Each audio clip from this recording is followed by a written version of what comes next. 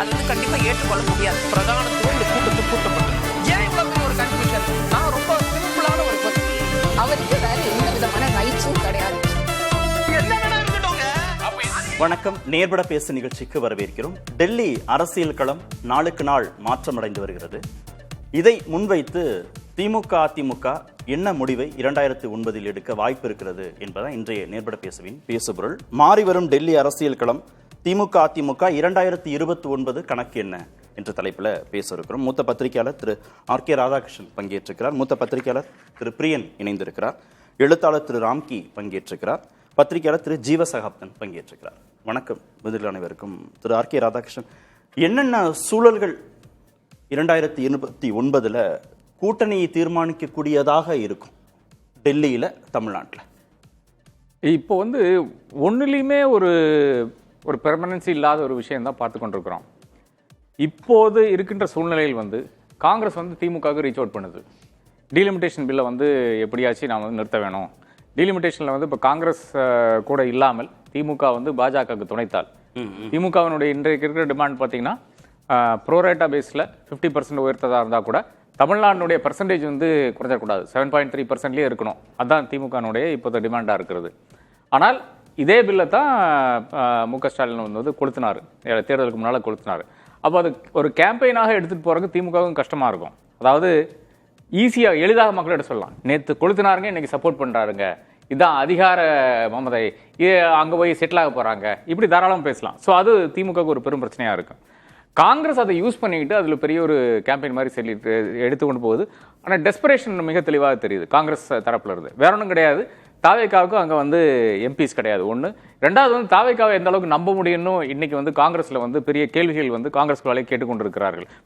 பிரவீன் சக்கரவர்த்தியும் நம்மளுடைய மாணிக்கம் தாக்கூர் மட்டும்தான் கேள்வி கேட்கல, பாக்கி அனைவரும் பல விஷயங்களில் கேள்வி கேட்டு தான் கொண்டு தான் இருக்கிறார்கள். இல்லை, எந்த அடிப்படையில் நம்பிக்கை குறைஞ்சு போயிடும்? நம்பிக்கை குறைஞ்சு இப்போ நீட்டில் கூட இப்போ ராகுல் காந்தியை தாக்குனதுக்கு என்ன சொல்றாங்கன்னு பார்த்தீங்கன்னா கண்டனத்துக்குரியது, கண்டிக்கத்தக்கது, அந்த மாதிரி ஒரு வார்த்தை தான் யூஸ் பண்றாங்க. ஆமா, நாங்கள் கண்டிக்கிறோம், இல்லை என்றால் நான் கண்டிக்கிறேன் என்ற அந்த வார்த்தைகள் கிடையாது, வாசகங்கள் கிடையாது. அதே மாதிரி இப்போ அவர் வீடியோ ஒன்றும் போடல.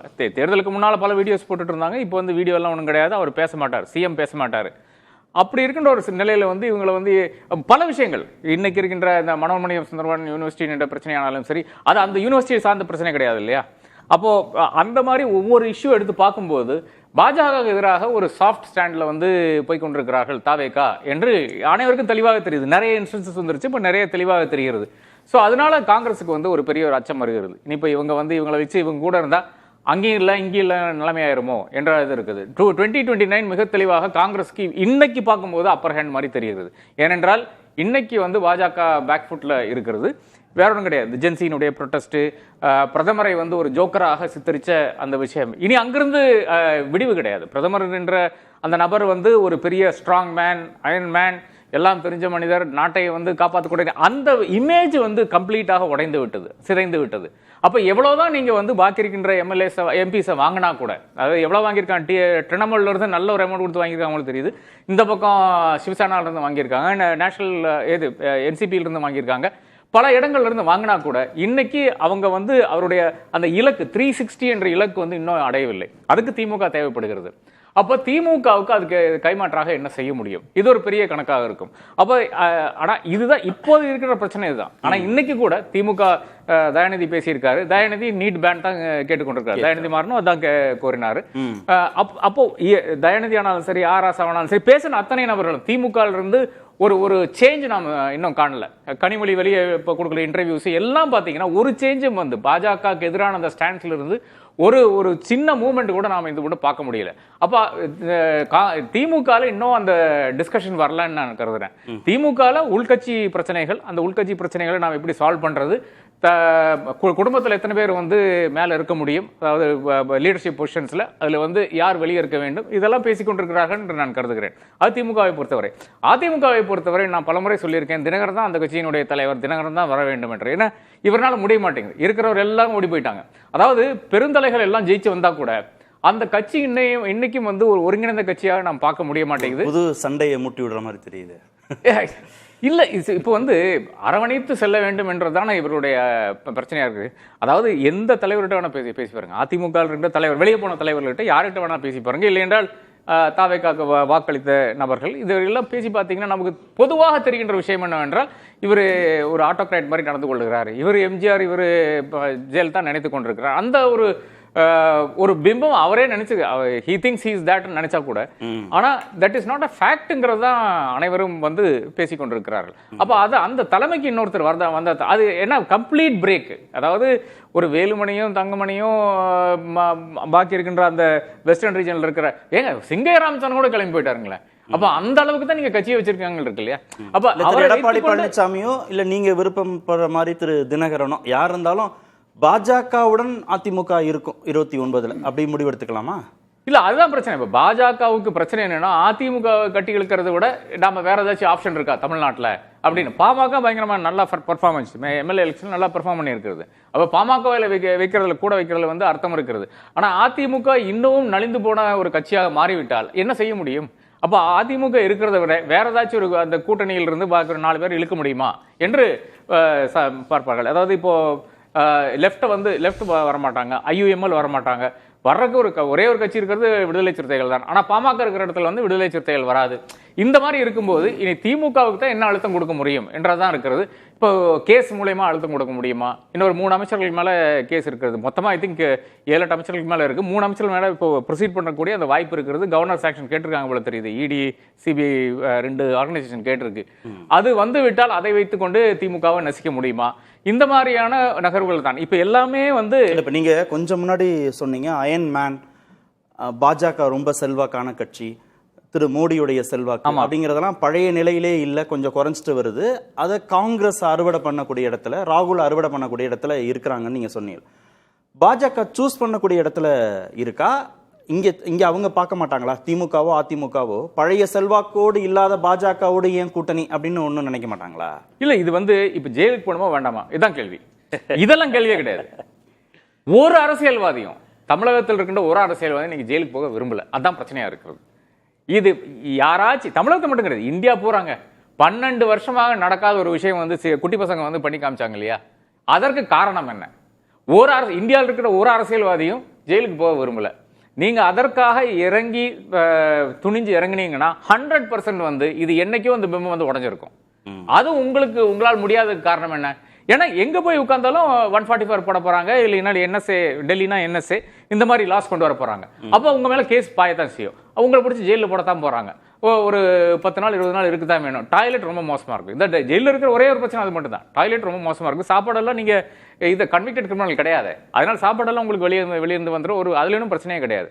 அப்ப ஜெயிலுக்கு போக விரும்பாத ரொம்ப காசு இருக்கிற நிறைய நபர்கள், டொயோட்டா அந்த பெரிய கார் இருக்கு இல்லையா, என்ன பேர் என்னன்னு தெரியல, 3 கோடி ஃபார்ச்சுனர், அதுக்கு மேல இன்னொரு கார் இருக்கு, லேண்ட் குரூசர்ல 3 கோடிக்கு மேல இருக்கிற கார்ல மட்டும்தான் இவங்க எல்லாம் டிராவல் பண்ணுவாங்க. பாருங்க அவ யாரு என்ன வண்டி வச்சிருக்கான்னு பாருங்க. இந்த மாதிரி வண்டிகள்ல தான் டிராவல் பண்ணுவாங்க. இதை தாண்டி நமக்கு சொகுசு வாழ்க்கை, எங்க போனாலும் ஏசி. ஜெயிலில் இன்னொரு பிரச்சனை, ஏசி கிடையாது. அப்ப இப்படி சுகம் கண்ட அரசியல்வாதிகள் இருக்கின்ற கட்சிகளாகத்தான் அனைத்து கட்சிகளும் இருக்கிறது. இதைத்தான் அந்த பசங்க வந்து முறியடிச்சிருக்காங்க. பசங்க வந்து பிளாட்ஃபார்ம்ல படுத்தாங்க. இன்னைக்கு ஏதாச்சும் பிளாட்ஃபார்ம்ல படுக்கிற ஒரு அரசியல்வாதி இருக்கானா? கேரளாவில் இருக்காங்க, தமிழ்நாட்டில் இருக்கானா? யாராச்சும் ஒருத்தர் இருக்காங்களா? என்னை பொறுத்தளவு கிடையாது. இதுதான் என்னை பொறுத்தளவு பிரச்சனை. அப்ப இது பயப்படுவாங்க. அப்போ இவர்கள் வந்து ஜெயிலுக்கு போக பயப்பட்டால் அடுத்ததாக தலைவர்கிட்ட போய், தலைவரே பரவாயில்ல தலைவரே, நம்ம கொஞ்சம் அட்ஜஸ்ட் பண்ணி போய்க்கலாம் அப்படின்னு தலைவரை வந்து வற்புறுத்துவார்கள். இதே தான் அதிமுக திமுகன்ற பேச்சு வந்தபோது இதே தான் பிரச்சனை நடந்தது. திரு பிரியன், என்ன சூழல் 2029 கூட்டணியை தீர்மானிக்கக்கூடியதாக இருக்கும்? பாஜக எதிர்ப்பு, பாஜக ஆதரவு அப்படின்னு தான் அந்த களமும் பிரிஞ்சு நிற்க போதா? இல்லை, இன்றைக்கி தமிழ்நாட்டில் வந்து பெரிய அளவுக்கு செல்வாக்கு இல்லாத பாஜக முக்கியமான 2 கட்சிகளுடைய போக்கை வந்து நிர்ணயிக்கிற ஒரு விஷயந்தான் நடந்துட்டுருக்குங்க. ஆக்சுவலாக இந்த இப்போ கரப்பாம்பூச்சி போராட்டத்திலேருந்தே நம்ம பார்க்கலாம். நம்ம கரப்பாம்பூச்சியோடைய முக்கியமான கோரிக்கை என்ன? ஆக்சுவலாக தர்மேந்திர பிரதான் டிசைன் பண்ணணும் அப்படின்றது முக்கியமான கோரிக்கை. ஆனால் அந்த கோரிக்கையை வந்து இந்த திவிகாவோ தாவேக்காவோ அல்லது திமுகவோ ஸ்டாலின் அவர்களோ தர்மேந்திர பிரதான் டிசைனேஷனை அந்த கோரிக்கைக்கு சப்போர்ட் பண்ணாங்களா? இல்லை, நீட் ஒழிப்பு அப்படின்ற ஒரு விஷயத்தை தான் முன்னாடி வச்சாங்க. ரெண்டும் வேற வேற இல்லை. டெல்லியில போராடக்கூடியவர்கள் முன்வைக்கிறது வந்து முறைகேடு இல்லாத நீட் தேர்வு, தமிழ்நாட்டோட திமுகவோட கோரிக்கை வந்து நீட் ஒழிப்பு. அப்போது அந்த கரப்பாம்பூச்சியோட போராட்டத்தை நீங்கள் ஆதரிக்காததன் மூலமாக வாட் மெசேஜ் நீங்கள் இன்டைரக்டாக கன்வே பண்ணுறீங்க பாஜகவுக்கு? பாஜகவுக்கு நீங்கள் கன்வே பண்ணுற மெசேஜ் என்ன? நாங்கள் அந்த கோரிக்கை, அந்த போராட்டத்தில் அவங்களுடைய கோரிக்கை ஆதரிக்கல, எங்களுடைய பழைய விஷயத்தை தான் நீட் விஷயத்தான் கேட்டு, அதுவும் இந்த பாஜக கவர்மெண்ட்டுக்கே நீங்கள் தீர்மானங்கள் போட்டு அனுப்பிச்சதை கூட அந்த அறிக்கையில் இல்லை, ஸ்டாலினோட அறிக்கையில் இல்லை. தீர்மானம் போட்டு சட்டசபையில் நிறைவேற்றணும்ல, அது கூட இல்லை. அப்புறம் 2 நாள் கழிச்சு அறிக்கை விடுறாரு, நீட் எப்படி ஃபெயில் ஆச்சு, நீட் என்ன சொல்லி வந்தது, நீட் ஏன் ஃபெயில் ஆச்சுன்ட்டு. அப்போது முக்கியமான கோரிக்கைகள்லாம் நீங்கள் ஏற்றுக்கலையே. அது மட்டும் இல்லை, போலீஸோட ஆக்ஷனை நீங்கள் கண்டிச்சிங்களா? கண்டிக்கல. திமுக கண்டிக்கல. தமிழ்நாடு ஆமாம், திமுக கண்டிக்கல. எங்கே கண்டிச்சது? ஸ்டாலினோட கண்டிச்சு அறிக்கை இருக்கா திமுகவோடது? தாவேக்காவும் அதே நிலைமை தான், தாவேக்காவும் அதே தான். தர்மேந்திர பிரதான் ரிசைன் பண்ணணும், அந்த கோரிக்கைக்கு அவங்க ஆதரவு கிடையாது. போலீஸ் ஆக்ஷனை கண்டிக்கிறது கிடையாது. ராகுல் காந்தி அரெஸ்ட் பண்ணதை மட்டும் ஒரு ஜென்ரலாக கண்டிச்சுட்டு கடந்து போகிற ஒரு போக்கம் தான் நம்ம பார்த்தோம். ஸோ இவங்களுக்கெல்லாம் என்னென்னா, தாவேக்கா வந்து அவங்களுக்கு ரொம்ப தெளிவாக இருக்காங்க. பாஜக காங்கிரஸை வந்து முன்னாடியே வந்துட்டாங்க கூட்டணியில், அவங்க வேண்டாம்னு சொல்ல முடியல, சரியான நேரத்துக்கு உள்ளே வந்து சேர்ந்துட்டாங்க. இப்போ காங்கிரஸை ஏன் சேர்த்தோன்னு கூட நினைக்கலாம், தனக்குன்னு ஒரு மெஜாரிட்டி வர வரையும் நம்ம வந்து வேறு வழி இல்லாத காங்கிரஸை வச்சுக்கணும்னு அவங்க நினைக்கலாம். காங்கிரஸ் நேஷனல் லெவலில் சங்கடப்பட்டு இருக்காங்க, திமுகவை நம்ம விட்டுட்டோமேன்ட்டு. அவங்களுக்கு 22 எம்பிக்கள் 10 ராஜ்யசபா, லோக்சபா, ராஜ்யசபாவில் பெரிய சப்போர்ட்டாக இருந்தது, அது இப்போ இல்லாத இருக்குது. ஸோ காங்கிரஸுக்கு நேஷனல் லெவலில் தேவையாக இருக்கிற ஒரு விஷயம். ஆனால் திமுக வந்து ஒரு முடிவு எடுத்துட்டாங்க, நீங்கள் லோக்கலில் எங்களை காலவாரி விட்டீங்க, இனிமேல் உங்கள் கூட நாங்கள் சேர்ந்து செயல்படுற மாதிரி இல்லை. ஆனால் இன்றைக்கி அப்படி இருக்குது. 29 இருக்கும்போது என்ன மாறும்னு சொல்ல முடியாது. இன்றைக்கி லெவலில் திமுகவுடைய பார்வை எப்படி இருக்குன்னா, அடுத்த 2.5 வருஷத்தை எப்படி கடத்துறது, அடுத்த 2.5 வருஷத்தை எப்படி கடத்துறது. இப்போது ஆர்கே சார் சொன்னார்ல, என்போர்ஸ்மெண்ட் இன்னைக்கு கூட நேரு சம்மந்தப்பட்ட கேஸ்லாம் வந்திருக்கு, இந்த ஆட்கள் அப்பாயின்மெண்ட் சம்மந்தப்பட்டதெல்லாம் வந்திருக்கு. ஸோ நாளைக்கு வந்து இடியோ, நாளைக்கு டிவிஎஸ்சி கேஸஸ் ரிஜிஸ்டர் பண்ண அங்கே இடியோட ப்ரெஷர் அதிகமாகிட்டே இருக்கும். அந்த எஃப்ஐஆரில் வந்து உள்ளே வருவாங்க அவங்க.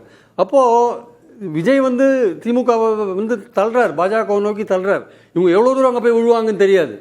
இவர் கேஸு போட அங்கே திமுகவோட ப்ரெஷர் அதிகமாகும். அங்கே இடி உள்ள வரதுக்கான வாய்ப்பு இருக்கும்போது திமுக வந்து பாஜக நெருங்குற மாதிரியான ஒரு சூழல் வரா மாதிரி தோணும். ஆனால் கூட்டணிங்கிற இடத்து வரைக்கும் நகருவாங்களா? கூட்டணின்ற இடத்துக்கு 29 தேர்தல் முன்னாடி வரையும் நகர மாட்டாங்க. பட் ஏதோ ஒரு வகையில் பாஜகவை கோபப்படுத்தாமல் ஒரு விஷயத்தை நடத்துவாங்க. ஏதோ ஒரு வகையில் பாஜகவை கோபப்படுத்தக்கூடாது, நம்ம ஒரு மாதிரி நெளிவு சுழியோடு இருந்துக்கலாம், நம்ம ரொம்ப மறைச்சக்கூடாது. இல்லை, அதில் வந்து 2 விதமான விஷயம் இருக்குது. நீங்கள் நெளிவு சுழியோட கோபப்படுத்தாமல் நடத்தினா கூட நீங்கள் பாஜகவோட ஒரு கூட்டணிக்கு போயிட்டீங்கன்ற விஷயத்தை தான் தாவேக்கா பிரச்சாரம் பண்ணுவாங்க. அப்போது உங்களுடைய பாஜக எதிர்ப்பு ஓட்டு தான் திமுகவுடைய பலம், அதை அவர் தள்ளின்னு போகிறதுக்கான வாய்ப்பு இருக்குது. அப்போது திமுகலேயே ஒரு குரல் என்ன சொல்லுதுன்னா, இந்த மாதிரி ஒரு நெளிவு சுழிவோடு நடந்துட்டு ஒரு இருக்கிறதுக்கு பதிலாக, அது அப்படி இருந்தாலுமே நமக்கு பாஜகவோட சேர்ந்துட்டான்ற ஒரு பேர் தான் வரும். அதுக்கு பதிலாக நேராக குளத்திலேயே குதிச்சிடலாம், நம்ம பாஜகவோட சேர்ந்துடலாம், அங்கே போய் அமைச்சர் பொறுப்பு வாங்கிட்டு அப்புறம் தாவேக்கா கவர்மெண்ட்டை நம்ம டீல் பண்ணிக்கலாம் அப்படின்ற ஒரு எக்ஸ்ட்ரீமான ஒரு விஷயமும் அவங்க பரிசீலனையில் இருக்குது. இல்லை, தாவேக்கா பாஜக எதிர்ப்பை ரொம்ப தீவிரமாக வைக்குது அப்படின்னா பாஜக எதிர்ப்பை திமுக வைக்கல அப்படின்னு சொல்ல முடியும். தாவேக்காவும் பாஜகவோட இணக்கமா இருக்கிறதா தானே நீங்களும் சொல்றீங்க, ஆர்கே சாரும் இணக்கமா இருக்கிறதா. அவங்களுடைய நோக்கம் வேற. அவங்களுக்கு என்னன்னா வந்து ஃபண்ட்ஸ் வாங்கணும், கவர்னர் விட்டு தொந்தரவு பண்ணாத இருக்கணும், பல விஷயங்கள். அவங்க இப்போ தான் வந்திருக்காங்க, ஏகப்பட்ட வாக்குறுதிகள், அதுக்கெல்லாம் சென்ட்ரல் சப்போர்ட் இல்லாட்டி ஒன்றும் நடக்காது. அதனால் அவங்களும் காங்கிரஸோட இந்தியா கூட்டணியில் சேர மாட்டேன்றாங்க, காங்கிரஸோட ரொம்ப நெருங்கி இருக்க மாட்டேங்கிறாங்க. இந்த வைகோ புக்கு கூட அவர் போல போல் இருக்கே, அவர் அது வேற காரணம் சொன்னால் கூட அவர் போலன்றது உண்மை. ஸோ அதனால் எந்த விதத்துலையும் ஒரு ராகுல் காந்தியும் அதில் கலந்துக்கலன்ற போது எந்த விதத்துலையும் ஒரு அந்த மாதிரி தன்னை ஐடென்டிஃபை பண்ணிக்கிற விஷயங்களில் வந்து இவரும் போகலை. சீஃப் செக்ரட்டரி சாய்குமார் அப்பாயின்ட் பண்ணது யார்? தேர்தல் காலத்தில் பாஜக கவர்மெண்ட் மூலமாக எலெக்ஷன் கமிஷன் அப்பாயின்ட் பண்ணுது. அந்த சாய்குமாரை இன்னும் தொடர்றதுக்கான காரணம் என்ன? அவர் எக்ஸ்டென்ஷன் கொடுக்கறதுக்கான காரணம் என்ன ரீசன் இருக்குது? ஜிராம்ஜி திட்டத்தை ஏற்றுனதுக்கான காரணம் என்ன? இது மாதிரி பல எஃப்சிஆர்ஏ சீரியஸாக எதிர்க்காததன் காரணம் என்ன? உங்களுக்கு பார்லிமெண்ட்டில் இதில் இதாக இருக்கலாம் ரெப்ரசன்டேஷன், வெளியில் நீங்கள் எதிர்க்காதன் காரணம் என்ன? இதெல்லாமே ஒரு வகையில் பார்த்தீங்கன்னா சென்ட்ரலை வந்து அவங்களும் வந்து சென்ட்ரலை ரொம்ப கோவப்படுத்தக்கூடாது. பாஜகவும் என்ன நினைக்கிறாங்க, சரி நம்ம தாவேக்காவை ரொம்ப வந்து இது பண்ண வேண்டாம், தற்சமயத்துக்கு கண்டுக்க வேண்டாம், ஏன்னா அவங்க திமுகவை தோக்கடிச்சிட்டாங்க, திமுக கூட்டணி கட்சிகளை பிரிச்சுட்டாங்க, அதிமுக உடைக்கிறாங்க, நம்ம செய்ய வேண்டிய வேலை அவங்க செஞ்சுட்டு இருக்காங்க, சபாஷ் அவங்க அப்படியே இருக்கட்டும், நம்மளே ஏதாவது எழுத்தாங்கன்னா அப்போ பார்த்துக்கலாம். இவங்க என்ன பண்ணுறாங்க, இவங்களுக்கு கொஞ்சம் நெளிவு சொல்லியோட அப்படி போகிறாங்க. அதாவது காங்கிரஸோடையும் பெருசா நெருக்கம் காட்டாம, பாஜகவோடும் பெரிய அளவு எதிர்ப்பை காட்டாம மீடியமா டிராவல் இருக்கிற காங்கிரஸோடையும் ரொம்ப நெருக்கம் காட்டக்கூடாது, பாஜகவோடையும் ரொம்ப நெருங்கின மாதிரி தெரியக்கூடாது, பாம்பும் சாகக்கூடாது, தடியும் உடையக்கூடாது, நடுவில் நம்ம வேலை நடக்கணும். அந்த விஷயத்தில் அவர் விஜய் ரொம்ப பேசாத இருக்கிறது அவருக்கு ரொம்ப நல்லதாக இருக்குது. நம்ம இது மாதிரி பேசுறதுக்கு சௌரியமாக இருக்குது. ஏன்னா அவர் ஏதாவது பேசுகிறாதான் நம்ம அதை வச்சு பேச முடியும். அவர் பேசாமையே இருக்கார். அவர் பேசாத இருக்கிறது தமிழ்நாடு பாலிடிக்ஸில் ஒரு வித்தியாசமாக இருக்குது ஆக்சுவலாக. ஏன்னா இதுவரையும் நம்ம பார்த்த பாலிட்டிஷியனாக எப்போ பார் பேசிட்டு இருக்கிற பாலிட்டிஷியனை பார்த்துட்டோம். இவர் வித்தியாசமாக பேசவே மாட்டேங்கிறார். எதையுமே பேசாத இருக்கிறது ஒரு அட்வான்டேஜாக இருக்குது அவருக்கு. அவர் பேசினா அதுலேருந்து நம்ம ஒரு இது லீடு எடுப்போம். விஜய்க்கு சாதகம் அது லீடு, அதுலேருந்து நம்ம லீடு எடுப்போம். மோடி மாதிரி அவரும் பேசாத இருக்கிறதுனால அவர் மனசுக்குள்ளே என்ன வச்சிருக்காரு தெரியல. ரீல்ஸ் மட்டும் பார்க்க வேண்டியதாக இருக்கே தவிர வேறு எதுவும் நமக்கு தெரியல ஆக்சுவலாக. ஸோ இந்த மாதிரி சூழல் இருக்கும்போது பட் ஒன்று மட்டும் தெளிவாக புரியுது, பிஜேபியை நம்ம எந்த விதத்தையும் பகைச்சிக்கூடாது, இணக்கமாக இருக்கணும், அணுக்கமாக இருக்கணும் அப்படின்ற ஆங்கிளில் அவங்க டீல் பண்ணுறாங்கன்னு தெரியுது. அதே மாதிரி பார்த்தீங்கன்னா திமுகவும் கிட்டத்தட்ட அதே மாதிரி தான். பாஜகவை ரொம்ப கோவப்படுத்தக்கூடாது, ஓரளவுக்கு நெளிவுச்சூழலோட போய்க்கணும். ஆர்கே சார் சொன்ன மாதிரி அவங்களா எடுக்கிற முடிவா இல்ல நீங்க சொல்ற மாதிரி தாவேகா திமுகவை பாஜக நோக்கி புஷ் பண்ணுது? தாவேகாவும் திமுக ப்ரெஷர் பண்ணி தள்ளி விடுது. இந்த கேசஸ்லாம் போட போட இன்னும் ப்ரெஷர் அதிகமாகிட்டே இருக்கும். திமுக பாஜக நோக்கி தள்ளி விடுற விஷயங்கள் அதிகமாகிட்டே இருக்கும். நிச்சயமாக நிறைய கேசஸ் வரும் சார். இன்னும் 2-3 கேஸ் 4-5 கேஸ் கூட வரதுக்கான வாய்ப்புகள் இருக்குது. அவர் சும்மா பேசினாலே அரெஸ்ட் பண்ணுறாரு அவர். அதனால் இன்னும் எத்தனை பேரை பேசினா அரெஸ்ட் பண்ண போகிறாரு தெரியாது. அனிதா ராதாகிருஷ்ணன் ஆச்சு, மார்க்கண்டேயன் ஆச்சு, அடுத்தது இன்னும் நிறைய பேர் அவர் பேசினா அரெஸ்ட் பண்ணுறதுக்கான வாய்ப்புகள் இருக்குது. ஸோ இந்த மாதிரிலாம் இருக்கும்போது திமுக தன்னுடைய பாலிடிக்ஸை 29 தேர்தலுக்கு முன்னாடி வரையும் கிட்டத்தட்ட இந்த மாதிரியான ஒரு பாஜகவை அனுசரித்து கொண்டு போகிற ஒரு பாலிடிக்ஸ், அது முற்றிலும் பாஜகவோட ஐடென்டிஃபை ஆகாமல் ஓரளவுக்கு விலகி இருக்கிற மாதிரியான தோற்றம் கொடுக்குற மாதிரியான பாலிடிக்ஸை பண்றதுக்கான வாய்ப்புகள் இருக்கு. கிட்டத்தட்ட அதே மாதிரி தான் இருக்கும். ஒன்று மட்டும் சொல்லுங்க, திமுக பாஜகவை ரொம்ப நெருங்குதுன்னா அப்போ அதிமுக என்ன ஸ்டாண்ட் எடுக்கும்? அதிமுக நிலைமை தான் ரொம்ப பரிதாபமா இருக்கு. அது ரொம்ப ஃபிராக்மெண்டடா ரொம்ப உடஞ்சி போயிட்டு இருக்கிறத பார்க்கும்போது பாஜகவே அது ஒரு சீரியஸா எடுத்துக்கிற மாதிரி தோணலை. இப்போ அது எப்படி அதனை மீண்டும் கட்டமைக்க போறது அதிமுகன்றதான் முக்கியமான விஷயம். அது அதாவது நம்ம பார்க்குறது அதிமுகவுடைய பிளவு நம்ம மேல் லெவலில் மட்டும் பார்க்கறதா போகாது, கீழ் லெவலில் போகிறது. கீழே இருக்கிற தொண்டர்கள் எல்லாருமே தாவேக்காவுக்கு போகிறாங்க. அது வெறும் அதிமுகலேருந்து நிறைய பேர் போகிறாங்க, மற்ற கட்சியிலேருந்தும் போகிறாங்க. அதிமுகலேருந்து மெஜாரிட்டி அதிமுகலேருந்து கிழக்கு செயலாளர் பல்வேறு அணிகளின் தொண்டர்கள்லாம் பார்த்தீங்கன்னா தாவேக்கா மாவட்ட செயலாளரை பார்த்து சேர்ந்துட்டு இருக்காங்க. பெரும்பாலும் அது மாதிரி போயிட்டு இருக்கும்போது இவர் ரெட்டையில தன் கையில் இருக்குது, ஜனல்பாடி தன் கையில் இருக்குது, கட்சி தன் கையில் இருக்குது, யாரும் ஒன்றும் பண்ண முடியாது நினச்சிட்டு இருக்காங்க. ஆனால் ஒரு வலிமை இழந்த அதிமுகவை பாஜகவே விரும்புவான்னு சொல்ல முடியாது. ஆனால் 29க்கு முன்னாடி தமிழ்நாடு பாலிடிக்ஸில் ஏதாவது சேஞ்சஸ் வருமானா தாவேக்காவோட இருக்கிற கூட்டணி கட்சிகள் ஏதாவது தகராறு பண்ணிட்டு திருப்பி ரிட்டர்ன் டு பெவிலியன்ற மாதிரி பின்னாடி திமுகவுக்கு வந்தால் தான் உண்டு. அப்போ ஒரு அதிரடியான மீண்டும் எல்லாமே மாறும். ஆமாம், ஆரம்பித்த புள்ளிக்கே மீண்டும் வரதுக்கான வாய்ப்பு கூட நம்ம மறுக்க முடியாது. அது எல்லாமே தாவேகா தனக்கான ஒரு மெஜாரிட்டியை அமைச்ச பிறகு தான் இந்த விஷயங்கள்லாம் நம்ம பார்க்க முடியும். அது இடைத்தேர்தல் நடந்து இந்த விஷயங்கள்லாம் முடிஞ்ச பிறகு தான் அது எப்படின்னு பார்க்க முடியும். பட் தற்சமயத்துக்கு தாவேகாவும் திமுகவும் ஒரு பாஜகவை அனுசரிச்சுட்டு போகிற இந்த விஷயம் தான் தமிழ்நாடு பாலிடிக்ஸில் முக்கியமான விஷயமா போயிட்டு இருக்கு. ஆக்சுவலாக திரு ஜீவா, திமுகவா பாஜகவை நோக்கி நகருதா இல்லை தாவேகா திமுகவை பாஜகவை நோக்கி நகர்த்துதா? எப்படி இருந்தாலும் பாஜகவுடன் நெருக்கம் இணக்கம் அப்படிங்கிறத திமுக யோசிக்க தொடங்கிடுச்சா? இல்லை, இதை திமுக யோசிக்குதோ இல்லையோ, வலது சார்புடையவர்கள் விஜய் ஆதரவாளர்கள் தொடர்ச்சியாக அதை சொல்லிக்கிட்டு இருக்கிறாங்க. நான் அதாவது கண்டிப்பாக அவங்க அதை இல்லைன்னு சொல்கிறாங்க. இவங்க என்ன சொல்கிறாங்க, பாஜகவுடன் தான் அவங்க கூட்டணி வைப்பாங்க, வேற சோர்ஸ் இல்லை. பவர் பாலிடிக்ஸில் காங்கிரஸோடையும் இல்லை கம்யூனிஸ்டோடையும் இல்லைன்னா அவங்க ஏற்கனவே போனவங்க தானே, போயிட்டு ஒரு மினிஸ்டர் பதவி வாங்கிடுவாங்க. ரெண்டே கேட்டகரிக்குள்ள அடக்கிட்டீங்களே அவங்கள. ஆமா, வலதுசாரி கருத்தாளர் தாவேக ஆதரவாளர்னு சொல்றீங்க. இல்ல, அவங்க தான் அதை தொடர்ச்சியா சொல்ல. எனக்கு தெரிஞ்சு எந்த திமுக காரும் நாங்க பாஜக கூட போறோம்னு சொல்ல. அனிதா ராதாகிருஷ்ணன் ஒரு முறை இந்த திருச்சி சிவா மத்திய அமைச்சர் ஆவார்னாங்க. அனிதா ராதாகிருஷ்ணன்லாம் அவங்க பேட்டர்ங்கிறது வேற. திமுக எல்லா கட்சியில அந்த மாதிரி சில பேர் இருப்பாங்க. ஆனா பாஜகவுடன் கூட்டணி அப்படின்னு திமுக யோசிச்சாலே தற்கொலைக்கு சமங்க. அது திமுக தோக்குறது. இந்த முறை அவங்களுக்கு ஆட்சி இல்லை, அவ்வளவுதானே. பதவி போயிருக்கு, அவ்வளவுதானே. முதலமைச்சர் ஆக முடியல. இது என்ன புதுசா திமுகவுக்கு? எம்ஜிஆர் ஆட்சியில் 77லேருந்து 87 வரையும் வரல. அதுக்கப்புறம் திருப்பி 180 சீட்டுக்கு மேலே ஜெயிச்சு வந்தாங்க.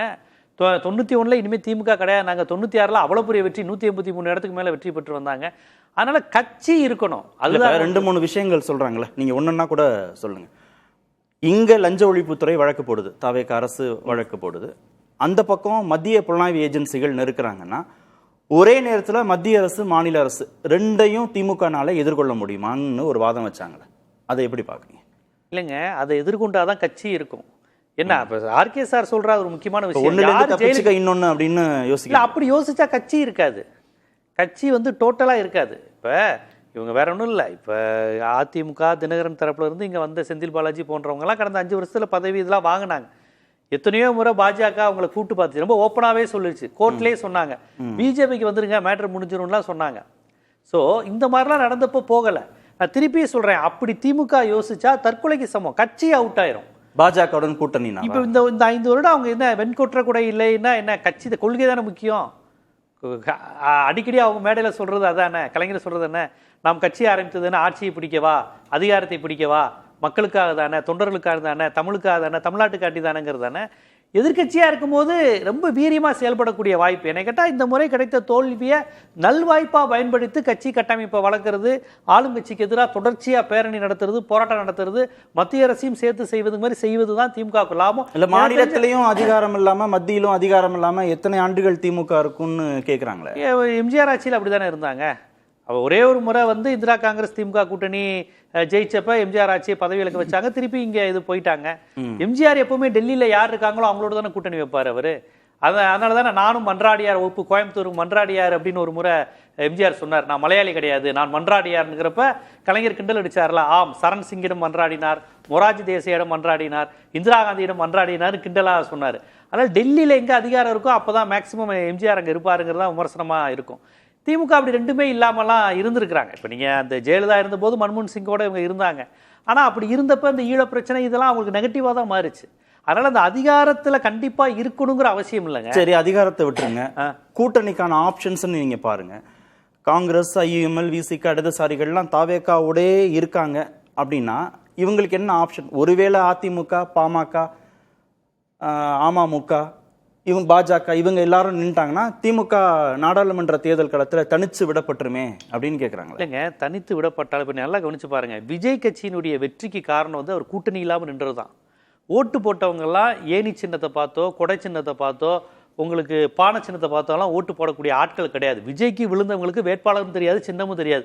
விஜயனா காலையில் 5:30 மணிக்கு பேண்ட் ஷர்ட் போட்டு விசிலுக்கு ஓட்டு போட சொன்னார். நிற்கிற கேண்டிடேட் ஆனா பெண்ணா திருநங்கையான்னு கூட அவங்களுக்கு தெரியாது. அந்த பேட்டர்னில் தான் 35% விழுந்துச்சு. ஒருவேளை கூட்டணிலாம் அமைஞ்சிருந்தா கை சின்னத்துக்கெல்லாம் விசிலுக்கு ஓட்டு போடுறவங்க ஓட்டு போட்டிருக்க மாட்டாங்க. கூட்டணி இல்லாதது தான் விஜயின் பலம். அதனால தான் கூட்டணி இல்லாமல் ஜெயிச்சுட்டு இப்போ அவர் அமைச்சரவையெல்லாம் கொடுத்துக்கிட்டு அதிகாரத்தில் பங்கு தரேன்னு இருக்காரு. ஆனால் திமுக மீதான தொடர்ச்சியான விமர்சனமே என்ன ஜீவா? திமுக இதுவரைக்கும் கூட்டணியே இல்லாம அவங்க தேர்தல் வெற்றி பெற்று ஆட்சி அதிகாரத்துக்கு வந்ததில்லைங்கிறதானே திமுகவுக்கு பலமே கூட்டணின்னு தானே சொல்றாங்க. 67க்கு அப்புறம் கூட்டணி தாங்க எல்லாருக்குமே பலமா இருந்தது. இப்போ 2014 ஜெயலலிதா அம்மையார் நின்னாங்கன்னா நீங்க நல்லா கவனிச்சு பாருங்க, அதிமுக தனித்து நிற்கும் போது கிட்டத்தட்ட திமுகவும் தனித்து நிற்கிற தன்மை தான் அது. அப்போ என்ன, காங்கிரஸ் திமுகவோட இல்லை அந்த சமயத்தில், விடுதலை சிறுத்தைகள் இவங்க தனிச்சு நின்னாங்க. அதிமுக அப்போ பாஜக தனியாக மதிமுகவோட அணியை அமைச்சிருச்சு.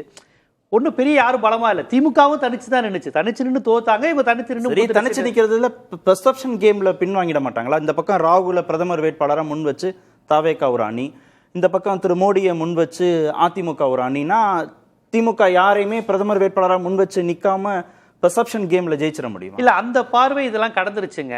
எனக்கு தெரிந்து காங்கிரஸ் பாஜக அல்லாத ஏன் இன்னொரு அணி இந்திய அளவில் நம்ம ஏன் உருவாக்கக்கூடாதுங்கிற ஒரு கான்செப்டை உருவாக்கலாம். ஒன்றும் பெரிய விஷயம் இல்லை. நீங்க நல்லா கவனிச்சு பாருங்க, இந்த இந்திய துணை கண்டத்திற்கும் சரி, தமிழ்நாட்டுக்கும் சரி, ஈழத்திற்குமே சரி, இதை குறித்து சிந்தித்த ஒரே பிரதமர் விபி சிங் மட்டும்தான். காவிரி நடுவர் மன்ற ஆணையம் அவர் காலத்துல தான் அமைந்தது.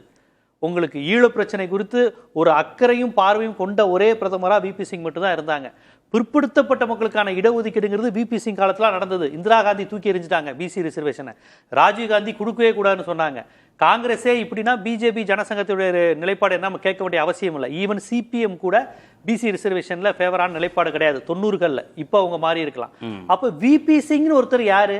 காங்கிரஸும் ஊழல் கட்சி, பாஜக ஜனசங்கமும் வேணான்னு சொல்லிட்டு வந்த விபி சிங் காலத்துல இவ்வளவு நல்லது நடந்திருக்கு. பாபர் மசூதி இடிப்பை எடுத்து உண்ணாவிரதம் இருந்தவர் விபி சிங் தான். கடைசி காலத்துல அதுதான் அவருடைய சாவை நெருக்கி கூட்டி வந்துச்சு. அப்ப இப்படி ஒரு பிரதமர், இப்படி ஒரு கான்செப்ட் எப்போ வந்ததுன்னா விபி சிங் காலத்துல. உங்களுக்கு ஜனதா இது காங்கிரஸும் இல்லாம பாரதிய ஜனதாவும் இல்லாத ஒரு ஆட்சியில தான் இதெல்லாம் நடந்தது. அதனால எனக்கு இந்த ப்ரூட்டல் மெஜாரிட்டியை வாங்கணும், நிலையான ஆட்சிங்கிறதுல எனக்குலாம் நம்பிக்கையே இல்லைங்க. சரி, அப்ப பாஜகவை கூட்டணிக்கான மனசுல திமுக வச்சுக்கலன்னா ஏன் பாஜக கிட்ட நெருக்கம் காட்டுவது மாதிரியான ஒரு தோற்றம் தெரியுது? ஏன் பல்வேறு விஷயங்கள்ல ஒரு இணக்க போக்கோ இல்ல ஏற்கனவே காட்டின வீரியத்தை காட்டாம கொஞ்சம் மட்டுப்படுத்தியோ செய்யறாங்க விமர்சனம் வருது. இல்ல எனக்கு இப்ப மாநில தாவேக அரசு இருக்கிறாங்க, திமுக இருக்கிறாங்க. வந்தே மாதத்திலிருந்து இவர்கள் கொண்டு வருகின்ற அந்த மும்மொழி திட்டம் இது எல்லாமே 66 நாள் நடந்துச்சு. திமுக ஆட்சியில நடக்கல. இதை எல்லாத்தையும் கண்டிக்கிற இடத்துல தானே இருக்கிறாங்க. பழைய கண்டிப்பு இருக்கா? பழைய வீரியமா கண்டிக்கிற அளவுக்கு இருக்கான்னு கேக்குறாங்க. அவங்க விஜயோட போட்டி போறதுல 17 இருந்து கண்டிச்சாங்கல்ல, அந்த வீரியத்தோட கண்டிக்கிறாங்களா? இல்ல அதை நம்ம அப்படி ஒரு அளவுகோல் பார்க்க வேண்டியது இல்லை. ஏன்னா இப்ப இங்க இருக்கிற தாவேகாவும் ஒரு பாஜக பிராக்சி கவர்மெண்ட் தான். அப்ப இதை எதிர்ப்பதே பாஜக எதிர்ப்பதுங்கிற ஒரு கான்செப்டும் இருக்கு. அதனால டெல்லியை தனியா எதிர்க்கணும், இதை தனியா எதிர்க்கணுங்கிற 2 இடத்துல அவங்க சண்டை போட வேண்டியது இருக்கு. அதனால நான் என்ன பாக்குறேன்னா, இப்ப இவங்க விஜய் கவர்மெண்ட் நீங்க நல்லா கவனிச்சு பாருங்க, இப்பயும் நம்ம விவாதம் என்ன பண்ணிக்கிட்டு இருக்கோம், தமிழ்நாடு அரசு பாஜகவை ஏன் எதிர்க்கலைங்கிற கேள்வியை விட திமுக பாஜகவை எதிர்க்குதான்னு கேட்கிறோம். இது முழுக்க முழுக்க பாஜகவை எதிர்க்காத அரசா தானே இருக்கு. இப்ப வரை இன்னைக்கு வரையும் அவங்க பேசலையே. கூட்டணி கட்சிகள் வந்து பேசன்முகம் சொல்றாரு. இப்ப பாக்குறேன் முதலமைச்சர் இந்த வந்தே மாதரம் விவகாரத்தில் தன் நிலைப்பாட்டை உறுதியாக தெரிவிக்க வேண்டும். இப்ப ஸ்டாலின் இருக்கும்போது சிபிஎம் இப்படி சொல்லுமா? ஸ்டாலின் அப்படி பேச விடுவாரா? ஸ்டாலினும் பேசியிருப்பாரு, கம்யூனிஸ்டும் பேசியிருப்பாங்க, விடுதலை சித்திலும் பேசியிருப்பாங்க, எல்லாரும் பேசியிருப்பாங்க. அவங்க கூட காங்கிரஸும் இடதுசாரிகள் எல்லாரும் இருக்கும்போது பாஜக எதிர்ப்புங்கிற ஒரு பெர்செப்ஷன் பாஜக எதிர்ப்புங்கிற ஒரு எக்கோ சிஸ்டம் தமிழ்நாட்டுல உடைபட்டு இருக்குங்க. அதுதாங்க விஜய் வெற்றி, பாஜகவுடைய வெற்றி. 2 மாதத்துக்கு முன்னாடி நாமளே உட்காந்து பாஜகவை எதிர்த்துதான் விவாதம் பண்ணிக்கிட்டு இருந்தோம். இப்ப பாஜக எதிர்ப்பே குறைஞ்சிருச்சு. பாஜக எதிர்ப்புங்கிற கான்செப்ட் போய் விஜய் எதிர்ப்பு இவங்க கொண்டு வருவாங்களா, கரூர்ல செத்தவங்களுக்கு கிடைக்குமான்னு இஷ்யூவே இப்படி போயிருச்சு. சமூக நீதி, மாநில சுயாட்சி, இடஒதுக்கீடு, இந்துத்துவா, பாஜக அப்படி பேசுதேங்கிற கான்செப்டே பொதுவாகவே குறைஞ்சிருச்சு. அது காரணம் இந்த சூழல். திமுக அதிமுகங்கிற நிலை இருக்க வரையும் ஒழுங்கா இருந்தது. இப்ப திமுக தாவேகா அதிமுகங்கிற கான்செப்ட்லாம் போனதுக்கு அப்புறம் விவாதங்களே வேற வழி இல்லாம இப்ப திமுக தாவேகாக்குள்ள விவாதம் கட்டமைக்கப்பட்டு இதுவே தமிழ்நாட்டுக்கு பின்னடைவு தான். பாஜக எதிர்ப்பு இயல்பாகவே குறையுது விவாதங்கள், ஊடகத்தலங்கள் எல்லாவற்றிலுமே. ஏன்னா இப்ப கரூர் சம்பவம் வரும்போது நீங்க அதை பேசாம என்ன பண்ண முடியல. இஷ்யூ வரும்போது பேசுறோமே, மேகதாது வரும்போது பேசுறோம், வந்தே மாதரம் வரும்போது பேசுறோம், மாணவர் போராட்டம் வரும்போது பேசுறோம். அப்படி அந்த விஷயம் கூட இல்ல அப்ப கூட பாருங்க என்ன ஆகுதுன்னா, பாஜக தீவிரமா எதிர்ப்பது திமுகவா விஜயா இப்படிதான் போகுது. அந்த பாஜக எதிர்ப்புங்கிறது இயல்பாகவே இந்த எக்கோ சிஸ்டத்துல குறையுதுங்கிறேன் நான். ஓகே, பிரியன் சார் கை உயர்த்துனீங்களா? திமுகவுடைய பாஜக எதிர்ப்பை வந்து நான் இன்னும் அதை கொஸ்டின் பண்ணவே இல்லை. பட் நடக்கிறத வச்சு தான் நம்ம பேசுகிறோம். தர்மேந்திர பிரதான் ரெசிக்னேஷன் முக்கியமான கோரிக்கையாக இருக்கும்போது அதை பற்றி வாயே திறக்காம ஒரு அறிக்கை விட்டா என்ன அர்த்தம்? பாஜக எதிர்ப்பு எவ்வளவு தீவிரமாக கோரிக்கை இல்லை, அதிமுக அது வேற விஷயம். மாணவர்கள் போராட்டத்தை வச்சு தான் நீங்க உள்ள வரீங்க. நீங்க பேசாதே இருந்தா மாணவர் போராட்டத்துக்கு சப்போர்ட் பண்ணும்போது அந்த கோரிக்கையை கனிமொழி ஆராசாலாங்க அந்த கோரிக்கையை ஏற்கல, அந்த கோரிக்கையை பத்தி ஏன் பேசல? அது மட்டும் இல்ல, போலீஸ் ஆக்ஷன் ஏன் கண்டிக்கல? இப்ப தர்மேந்திர பிரதான் போய் பிரகலாத் பாயிண்ட் என்னன்னா வந்து ஏற்கனவே இந்த பாஜக எதிர்ப்பு எடுத்துட்டு அவங்க 3 எலெக்ஷன்ஸ்ல வின் பண்ணிட்டாங்க சார். இந்த எலெக்ஷன்ல தோத்துட்டாங்க. நான் வந்து அதுக்காக பாஜக எதிர்ப்பை அவங்க கைவிட்டாங்க சொல்ல. பட் நடக்கிற விஷயங்கள்லாம் பார்க்கும்போது அடுத்த 2.5 வருஷம் சார் யதார்த்த நிலைமைன்னு ஒன்று இருக்கு சார் பாலிடிக்ஸ்ல. நீங்க கொள்கை ரீதியா சில விஷயங்கள் பேசலாம். 2004 வந்து அது வரையும் வாஜ்பாயோட இருந்த திமுக திடீர்னு யூபிஏக்கு ஏன் வந்ததுன்னு ஒரு கேள்வி இருக்குல்ல. அதெல்லாம் அரசியல் எதுவும் நடக்காதுன்னு சொல்ல முடியுமா? இந்த 2.5 வருஷம் எப்படி பாலிடிக்ஸ் கிடக்கிறதுனா திமுக ஆட்களோட முக்கியமான பாயிண்டா இருக்கு. நம்ம 22 எம்பிக்களையும் 10 ராஜ்யசபா, லோக்சபாவில் 22 பேர், ராஜ்யசபாவில் 10 பேர். அதை வச்சுட்டு என்ன மாதிரி பாலிடிக்ஸ் பண்ண முடியும்? நமக்கு விஜய் எதிர்க்கிறதுக்கு என்ன பண்ண முடியும்? 2 சைடும் நம்ம எளிமையை உருவாக்க வேண்டாம், 2 எதிரியும் நம்ம கையாள முடியாதுன்ற ஒரு விஷயம் இருக்குல்ல. யதார்த்த ரீதியிலான பாலிடிக்ஸ் பார்க்கும்போது நம்ம பாஜகவோட அங்கே போய் கூட்டணி வைப்பாங்கன்னு சொல்லலை, ஒரு நெளிவு சொல்லியோட போவாங்கன்னு தான் சொல்றோம். திரு ராம்கி, அதிமுக பலவீனமா இருக்கு, பழைய பலத்தோட இல்லை. 29 நாடாளுமன்ற தேர்தல் கூட்டணினா பாஜகவோட கணக்குல அதிமுகவே இருக்காது, அதர் ஆப்ஷன் நோக்கி அவங்க நகர்வதற்கு வாய்ப்பு இருக்கு அப்படின்னு சொன்னாங்க. இந்த கூட்டணி அதிமுக பாஜகங்கிற கூட்டணி வந்து தற்போதைய நிலையிலேயே இல்லைன்னு புரிஞ்சுக்க வேண்டியதா இருக்கு. அப்போ இப்போ இந்த கூட்டணி தொடருது, என்டிஏங்கிறது முக்கியமான லேபிளாக இருக்குல்ல. நீங்கள் வந்து அது தொடருது. அதில் வந்து முக்கியமாக அதிமுகவும் பாஜகவும் நிச்சயமாக இருக்க போகிறாங்க, அது தொடர போகுது. ஆனால் 2029 டெல்லி பகுத் தூரை, அது எலெக்ஷன் இன்னும் ரொம்ப தூரம் இருக்குது. அது நடுவில் நம்ம நிறையா பார்க்க போகிறோம். நடுவில் வந்து உள்ளாட்சி தேர்தல் பார்க்க போகிறோம், இடைத்தேர்தல் பார்க்க போகிறோம். இதெல்லாம் தாண்டி தொகுதி மறுசீரமைப்பு, அது தமிழ்நாட்டுடைய தொகுதியோடைய ஜாகிரபியை மாற்றி அமைக்க போகிறது. அதனால் இப்போ இது வரைக்கும் நம்ம பேசிட்டு வந்த அந்த பர்சன்டேஜ் கணக்கு, அந்த சமூக வாக்கு கணக்கு, இதெல்லாமே அடிபட்டு போகுது. ஆனால் மீண்டும் பாஜக வரணுமா வேண்டாமா? திரு மோடி மீண்டும் பிரதமர் ஆகணுமா வேண்டாமா? அதுக்குள்ளதானே வந்து நிக்க போகுது. ஆனா என்னன்னா 2024 எடப்பாடியார் இருந்த அந்த இடத்துல வந்து ஸ்டாலின் அந்த இடத்துல இருக்கும்போது எப்ப திமுக என்ன சொன்னாங்க, என்னதான் அவங்க தனியா நின்னாலும் அவங்க பாஜகவோட பி டீம் அப்படின்னு சொன்னாங்களா, அதே போல அந்த திமுக சொன்ன அந்த வார்த்தையே தாவேக சொல்லும். என்னதான் வந்து திமுகவும் அதிமுக தனியா இருந்தாலும் அவங்க 2 பேரும் ஒரே பார்ட்னர் அப்படிம்பாங்க. ஏன்னா இன்னைக்கு தாவேக ஆளுங்கட்சிக்கு வந்து அவங்க வந்து ஒரு ஸ்ட்ராட்டஜிலாம் இல்லை, அது வந்து ஒரு இன்செக்யூரிட்டி இருக்காங்க. திமுக அதிமுக இடையே திமுக கடுமையா பாஜக எதிர்க்கிற கட்சியாகவும் அதிமுக கூட்டணி வச்சிருக்கிற கட்சியாகவும் இருந்தாங்க. தாவேகா திமுகன்னு எடுத்துக்கிட்டீங்கன்னா 2 பேருமே கொள்கை எதிரின்னு சொல்லக்கூடியவங்களா தானே இருக்கிறாங்க. அந்த ஒப்பீடு இங்க இவங்க 2 பேரும் வச்சுக்க முடியாது. இல்ல அது என்னன்னா, நீங்க இப்ப 2029 மூவ் அப்படி பார்க்கும்போது இப்ப இன்றைக்கும் ஒரு தடுமாற்றம் இருக்குல்ல. இப்ப கோவளத்துல உட்காந்து பேசினாங்க, ஒரு கூட்டணியா டேக் ஆஃப் ஆகல. இப்ப காங்கிரஸுக்கு வெளிப்படையாக இனிமே திமுக இல்ல தாவேகா தான் இந்தியா கூட்டணி இருக்குன்னு சொல்றதுக்கு அவங்களுக்கு ஒரு தயக்கம், ஏதோ தயக்கம் இருக்கு. திமுகவுக்கு அது ஒரு தயக்கம் இருக்குது, நாங்க இந்தியா கூட்டணி இல்லப்பா அப்படின்னு சொல்லிட்டு தயக்கம் இருக்கு. ஏதோ ஒரு இதான் இழுபறியா இருக்குது. ஸோ இந்த இடத்துல அவங்க என்ன சொல்லுவாங்க, 2 பேரையும் நாங்கள் வச்சுக்கிறோம், அவங்க முடிவு எடுக்கட்டும். காங்கிரஸ் பொறுத்த வரைக்கும் நாங்கள் இந்தியா கூட்டணியில் தாவேக்காவும் இருக்கட்டும் திமுக இருக்கட்டும் அந்த மாதிரி அப்ரோச் தான் போவாங்க. அதனால இப்படி போக போக இந்த இழுபை நீடிக்கிற வரைக்கும் திமுக தனிமைப்பட்டு தான் இருக்க போகுது. பட் அதிமுக ஒரு பெரிய பிரச்சனை இல்லை. கட்சி பலவீனமா இருக்கா? ஆமா இருக்கு. ஆனா அதுக்காக கூட்டணியில ஏதாவது மாற்றம் இருக்கான வாய்ப்பு இல்லை. 2வது பாஜகவுக்கு அதிமுகவோட ஒரு பெட்டரான ஒரு பார்ட்னர்ஷிப் கிடையாது. பாமகவும் பெட்டரான பார்ட்னர்ஷிப். அப்படி இருக்கும்போது அவங்க வேற கூட்டணி தேட தேவையில்லை. பாமக கரெக்ட். இப்போ காங்கிரஸ் யோசிக்குதுன்னு சொன்னாங்க இல்லையா, பேசும்போது சொன்னாங்கல்ல, நாம அவசரப்பட்டு தாவேகாவோட கூட்டணி வச்சுக்கிட்டோமோ, அவசரப்பட்டு திமுகவோட உறவை துண்டிச்சுக்கிட்டோமோன்னு காங்கிரஸ் நினைக்குதுல. அதே மனநிலையில பாஜகவும் இருக்கா. அதிமுக பலவீனம் அடைஞ்சிருச்சு, அதிமுக இருந்து நிறைய பேர் தாவேகாவுக்கு போயிட்டாங்க. பழைய பலத்தோட அதிமுக இருக்கா, அதோட கூட்டணி வச்சிருக்கிறது லாபமா, இல்ல திமுக மாதிரியான வேற ஆப்ஷன்ஸ்க்கு ஏதாவது நகரலாமான்னு 2 தேசிய கட்சிகளுமே நினைக்கிறாங்களா? பாஜக தான் முடிவு செய்ய போகிறது. ஆனா அதுல பாஜக அதிமுக விட அது ஒரு பெரிய பெட்டரான சாய்ஸ் எதுவுமே இல்லைங்கிற சொல்றேன். என்ன வரணும்னா ஏடிஎம்கே விட, ஆமா ஏடிஎம்கே விட வேற சாய்ஸ் இல்லை. என்ன டிஎம்கேங்கிறது பொலிட்டிக்கல் சூசைட். நீங்க தமிழ்நாடு கணக்கு மட்டும் இல்ல, ஒட்டுமொத்த இந்தியா கணக்கையும் பார்க்கணும். நீங்க இங்க திமுக எதிர்ப்பை சேர்ந்து கை குலுக்குனா அது வேறு விதங்களில் எதிரொலிக்கும். அதனால நாங்க ஒரு ஆன்டி டிஎம்கேங்கிற விஷயத்தை வட மாநிலங்கள்ல அவங்க ப்ரொஜெக்ட் பண்ணும்போது அவங்களுக்கு ஒரு கணிசமான ஆதரவு இருக்கு. அதனால திமுகவுடன் கூட்டணிங்கிற விஷயத்த திமுகவே தயாராக இருந்தாலும் பாஜக தயாராக இருக்காது. தாவேகாவுடன் பாஜக சேருவதற்கும் ஒரு தயக்கம் இருக்கு. என்ன அது நீங்க எலெக்ஷன் முன்னாடியே உள்துறை அமைச்சர் என்ன சொன்னார்னா, அவங்க வாக்கு வங்கிங்கிறது வேறங்க அப்படி சொன்னார். அது தெளிவா சொன்னாரு. சிறுபான்மை வாக்குகள், தலித் மக்களுடைய வாக்குகள் கணிசமான பகுதி அந்த பக்கம் இருக்கும்போது அவங்க எங்க கிட்ட இருந்து ஒட்டுமொத்தமா நம்ம கிட்ட வராது. அது வேற வாக்கு வங்கி எங்க வாக்குங்கிற. அதனால அதுவும் ஒரு பெட்டரான ஆப்ஷன் இருக்கு. அவங்களுக்கு அதிமுகவை தவிர்த்து வேற ஆப்ஷனே கிடையாது. இப்ப என்ன பிரச்சனைனா, இனிமே பாஜக புரிஞ்சுக்க, இனிமே நம்மளால பெரிய அளவுக்கு சீட்டை தமிழ்நாட்டில் எடுக்க முடியாது. அப்போ காங்கிரஸை பெரிய அளவுக்கு வரவிடாமல் செய்வது அப்படிங்கிறது தான் அது ஸ்ட்ராட்டஜியா இருக்கும். அது பழைய ஃபார்முலா நோக்கி போற டிவிக்கே காங்கிரஸ் கூட்டணியே வந்தா கூட எம்ஜிஆர் ஃபார்முலாவை கையெடுப்பாங்க. எப்படின்னா 22 இடங்களில் காங்கிரஸ் போட்டியிடும், ரிமைனிங் 18 இடங்கள். அதுதான் 84லேருந்து 98 வரைக்கும் அந்த ஃபார்முலா இருந்தது. அப்ப அதிகமான இடங்கள்ல காங்கிரஸ் போட்டியிடும் போது அதிகமான இடங்களில் வெற்றி பெற வாய்ப்பு இருக்குமோ அதை தடுப்பதற்கு என்னென்ன பண்ணணும் அப்படின்னு தான் பாஜக நினைக்கும். அப்ப என்ன பண்ணும், அந்த ஓட்டுகள்லாம் ஸ்பிட் பண்றதுக்கு என்ன பண்ணணுமோ அந்த ஸ்ட்ராட்டஜி நோக்கி தான் போகும். தமிழ்நாட்டிலிருந்து 2029 5 சீட்டு வந்தாலே போதும் தான் நினைப்பாங்க பாஜக பொறுத்த வரைக்கும். ஸோ அந்த 5 சீட்டை பெற்றுத்தர வேண்டிய இடத்துல அதிமுக இருக்கு, பாமக இருக்குது. ஸோ அதனால அவங்களுக்கு அதை பத்தி கவலை இல்லை.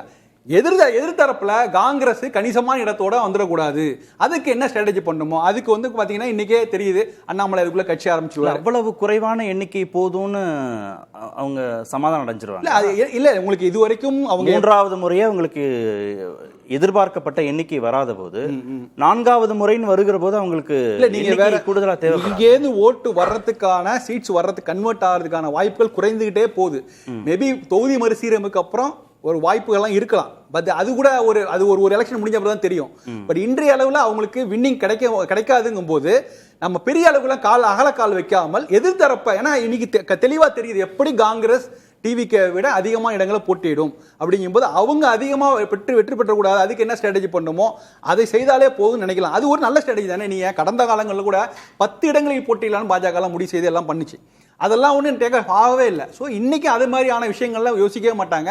முழுக்க திரும்பவும் அதிமுக பாமகவை நம்பி இருந்து விட்டு காங்கிரஸ் வர விடாமல் பார்த்துக் கொள்வார்கள். அதுதான் அவங்களுக்கு. ஏன்னா அவங்க காங்கிரஸும் பாஜகவுக்கும் 2 பேருக்குமான பெட்டர் ஆப்ஷனா திமுக அப்படின்னு யோசிக்கல. நிச்சயமா திமுக பாஜகவுக்கு அதிமுக தான் பெட்டர் ஆப்ஷனா தெரியும். கண்டிப்பா பெட்டரான ஆப்ஷன் அதுதான். திமுக நீங்க அது ஒரு பொலிட்டிக்கல் சூசைட். அது திமுக பெட்டரா ஒரு ஆறுதல் பரிசாக இருக்கலாம். ஆனா பாஜகவுக்கு பெரிய டேமேஜ். ஜீவா திமுகவுக்கு சூசைடுனாரு. இப்ப நீங்க பாஜகவுக்கு இல்ல நான் திமுகவுக்கு தான் சூசைட் சொல்றேன். பாஜகவுக்கு வட மாநிலங்கள்ல பாஜக பெரிய இழப்பு பாஜக கிடைக்கிறதுனால அவங்க திமுக ஆப்ஷனை யோசிக்கவே மாட்டாங்க தான் நான் பார்க்கிறேன். திரு ஜீவா, தாவேகாவோட கூட்டணி இருக்கக்கூடிய கட்சிகள் மீண்டும் திமுக பக்கம் நகர்வதற்கான வாய்ப்புகள் மிக மிக குறைவு அப்படின்னு பிரியன் சார் சொன்னார்.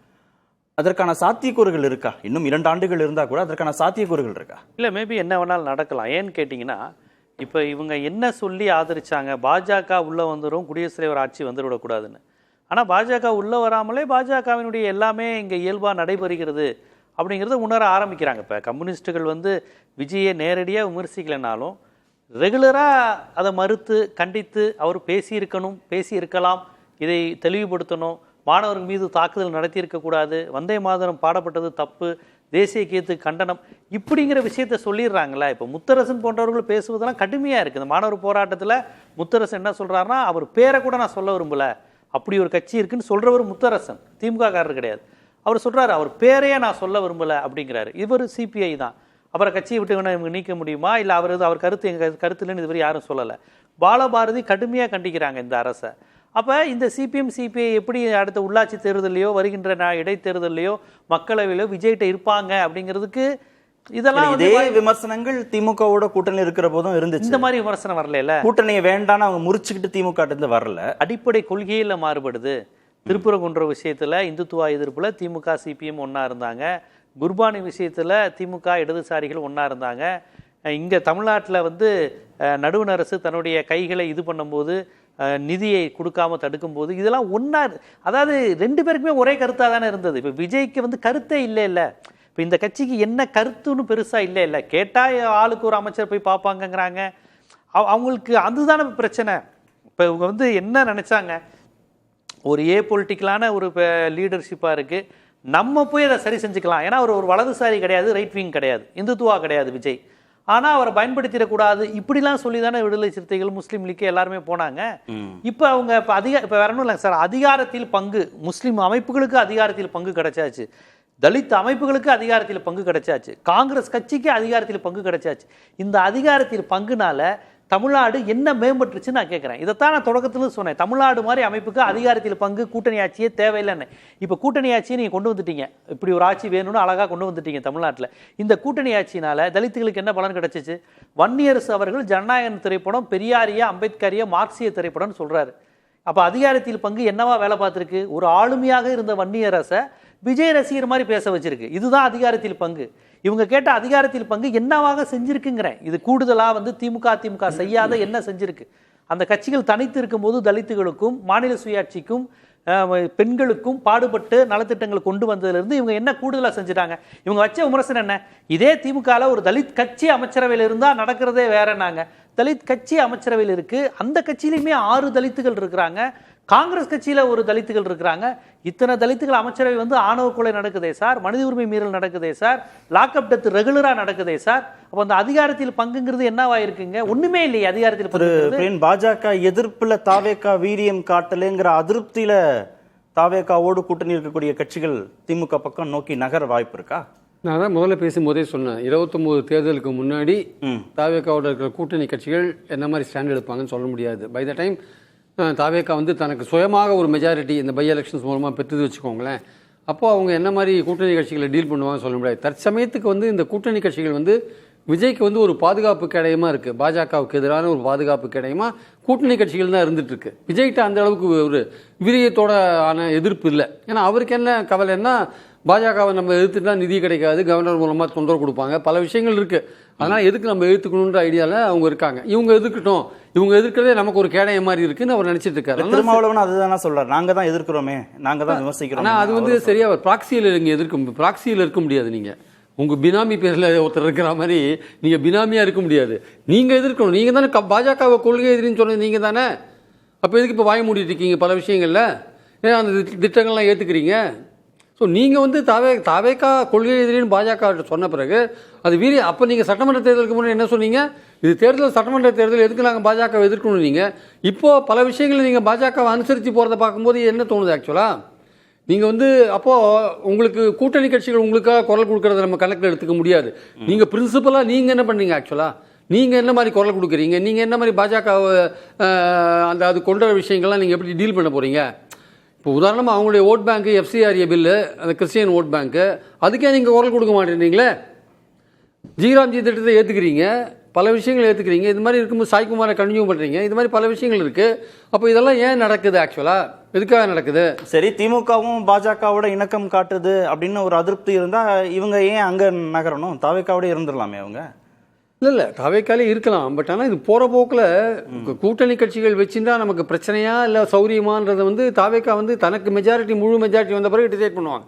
அப்போ டிசைட் பண்ணும்போது அவங்க பாஜகவை எதிர்த்து இந்த மாதிரியே ஒரு ரோல் எடுக்கிறாங்க வச்சுக்கோங்க தாவேக்கா. அப்போ கூட்டணி கட்சிகள் வந்து திருப்பி ஒரு ரவுண்ட் பிடிச்சி மறுபடியும் திமுக பக்கம் வர தாவேக்கா எடுக்க போகிற முடிவை பொறுத்து தான் அந்த கூட்டணி இன்னும் மாறப்போதா? மாறலாம். 29 நெருக்கத்தில் இது மாறத்துக்கான வாய்ப்புகள் இல்லை. ஆனால் அதுவரையும் திமுக தன்னுடைய பாலிடிக்ஸ் எப்படி கொண்டு போகணும்னு இருக்குல்ல, அதுக்கு தான் இந்த பாஜகவோட நெளிவு சொல்லியோட டீல் பண்ணிக்கணும் பாஜகவை அப்படின்ற ஒரு விஷயம் அங்கே வருது. அதில் தான் திரு ராம்கி 2 பேருக்குமே லாபம் இல்லை. திமுக பாஜக கூட்டணின்னு ஒன்று வந்ததுன்னா திமுகவுக்கும் இங்கே தமிழ்நாட்டில் லாபம் இல்லை, வட மாநிலங்களில் பாஜகவுக்கும் லாபம் இல்லை. இப்போ கூட்டணி லாபம் இல்லாத அந்த கூட்டணின்ற ஆஸ்பெக்டுக்கே நான் போகல. கூட்டணி வந்தால் அதை திமுகவுக்கு சூசைடுன்னு கூட நான் ஒத்துக்கலாம். கூட்டணின்றதுக்கு முன்னாடி எரபோத்து தேர்தலுக்கு முன்னாடி கூட்டணிகள்லாம் அமைக்கிறதுக்கு முன்னாடி அதுவரையுமான ஒரு பாலிடிக்ஸ் இருக்குல்ல, ஒரு இணக்கம், அந்த அந்த அந்த இடவரையும் அந்த இணக்கம் போகும்.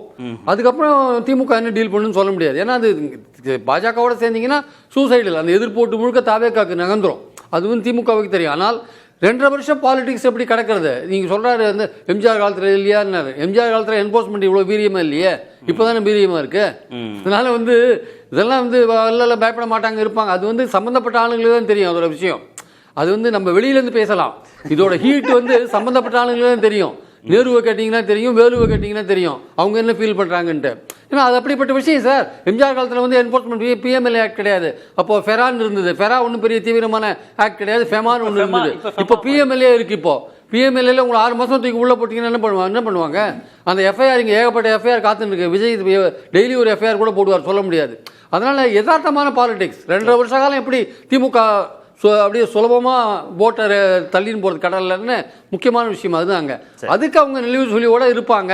அது எவ்வளோ தூரம் நெருக்கமாக போகிறாங்க அப்படின்றது நமக்கு தெரியாது. ஆனால் இப்போ இந்த மறுசீரமைப்பு மசோதா போன்ற விஷயங்கள் வரும்போதெல்லாம் வந்து எப்படி டீல் பண்ணுறாங்கன்னு பொறுத்து இருந்தால் பார்க்கணும். இந்த இடைப்பட்ட ஒரு 3 மாத காலத்தில் அவங்ககிட்ட தீவிரமான எதிர்ப்பு இல்லை, முக்கியமான விஷயம். அதாவது சார் மரண பயத்தை காட்டிட்டே பரமாக்குற மாதிரி திமுக ரொம்ப உள்ள புகுந்து பேசியிருக்காரு சார்.